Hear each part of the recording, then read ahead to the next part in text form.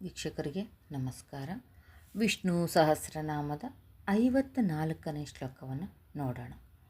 ಸೋಮಪೋಮೃತಪಃ ಸೋಮಃ ಪುರುಜಿತ್ ಪುರುಸತ್ತಮಃ ವಿನಯೋ ಜಯ ಸತ್ಯಸಂಧೋ ದಾಶಾರ್ಹಃ ಸಾತ್ವತಾಂ ಪತಿಃ. ಯುಗಗಳಲ್ಲಿ ಯಜಮಾನನ ರೂಪದಿಂದ ಸೋಮರಸವನ್ನು ಸೇವಿಸುವವನು ಸಮುದ್ರ ಮಥನ ಸಮಯದಲ್ಲಿ ಮೋಹಿನಿ ರೂಪಧಾರಿಯಾಗಿ ಸುರರಿಗೆ ಅಮೃತವನ್ನು ಕುಡಿಸಿ ತಾನೂ ಅಮೃತವನ್ನು ಸೇವಿಸಿದ್ದರಿಂದ ವಿಷ್ಣುವಿಗೆ ಅಮೃತಪಃ ಎಂಬ ಹೆಸರು ಬಂದಿದೆ. ಚಂದ್ರನ ಸ್ವರೂಪಿಯಾಗಿರುವುದರಿಂದ ಸೋಮ ಎಂಬ ಹೆಸರು ಬಂದಿದೆ. ಬಹುಜನರನ್ನು ಜಯಿಸಿದವನು ವಿಶ್ವರೂಪ ಧರಿಸಿದ್ದರಿಂದ ಪುರು ಎಂಬ ಹೆಸರು ಬಂದಿದೆ.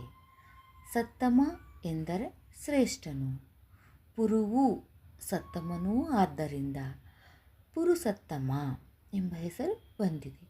ವಿಷ್ಣುವು ವಿನಯಶಾಲಿ, ನಮ್ರತೆಯ ಸಾಗರನಾಗಿರುವವನು, ಎಲ್ಲರನ್ನೂ ಗೆಲ್ಲುವವನು, ಸತ್ಯ ಸಂಕಲ್ಪವುಳ್ಳವನು, ಯಾದವ ಕುಲದಲ್ಲಿ ಜನಿಸಿದವನು, ವೈಷ್ಣವ ಮತವನ್ನು ವಿವರಿಸುವ ಭಕ್ತರ ಯೋಗಕ್ಷೇಮವನ್ನು ವಹಿಸುವವನು, ಸಾತ್ವತಾಂ ಪತಿಃ.